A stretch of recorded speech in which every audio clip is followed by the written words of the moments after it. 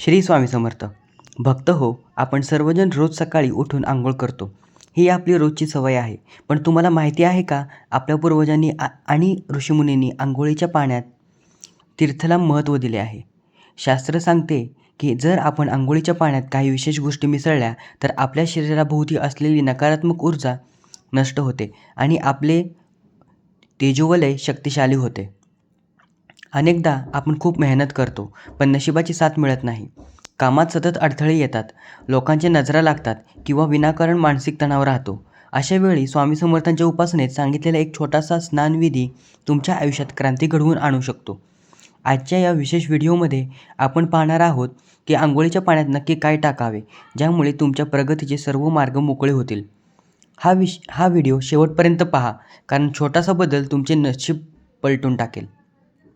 ज्योतिषशास्त्रानुसार अंघोळ करणे हे चंद्र आणि शुक्र ग्रहाशी संबंधित आहे.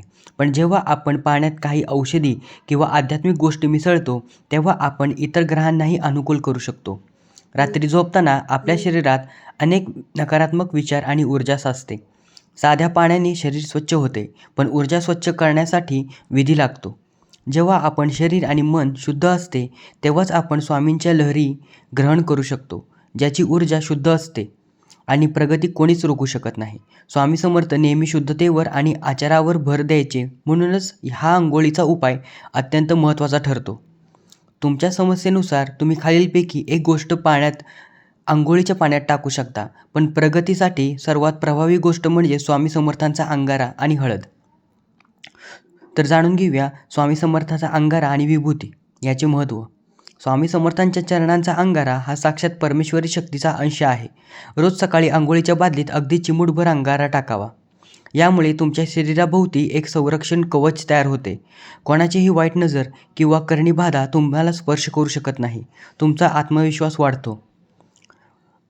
जर तुमच्या कामात सतत अडथळे येत असतील तर दर गुरुवारी अंघोळीच्या पाण्यात चिमूटभर हळद टाकावी. हळद ही गुरुग्रहाचे प्रतीक आहे. गुरुग्रह प्रबळ झाला की मानसन्मान, पैसा आणि यश आपोआप मिळते. विवाहातील अडथळे दूर होतात. खडे मीठ.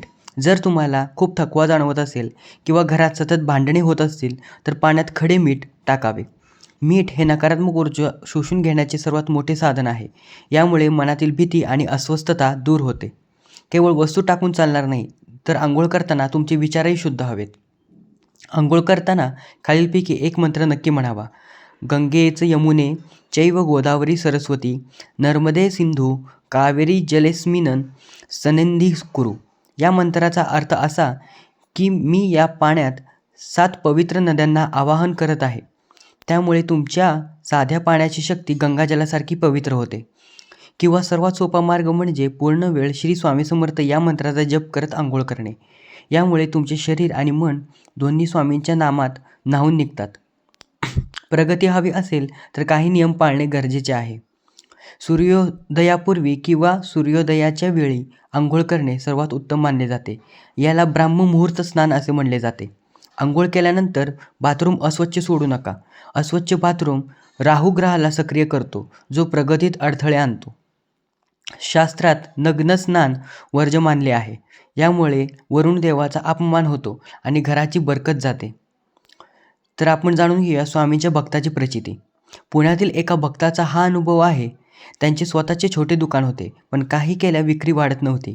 त्यांनी अक्कलकोटच्या एका महाराजांच्या सल्ल्यानुसार रोज पाण्यात स्वामींचा अंगारा टाकून अंघोळ करायला सुरुवात केली आणि अंघोळ करताना तारक मंत्र म्हणायला सुरुवात केली. आश्चर्य म्हणजे अवघ्या 21 दिवसात त्यांच्या दुकानातील गिराईक वाढले. नवीन संधी चालून आल्या. हा केवळ पाण्याचा गुण नाही, तर त्यामागच्या श्रद्धेचा आणि स्वामींच्या आशीर्वादाचा प्रताप आहे. भक्त हो, प्रगतीचे मार्ग आपल्या जवळच असतात. फक्त आपल्याला ते ओळखता आले पाहिजेत. उद्यापासूनच हा छोटासा बदल करून पहा. चिमूटभर हळद किंवा स्वामींच्या अंगारा तुमच्या जीवनातील अंधार दूर करून प्रकाशाचा मार्ग दाखवेल.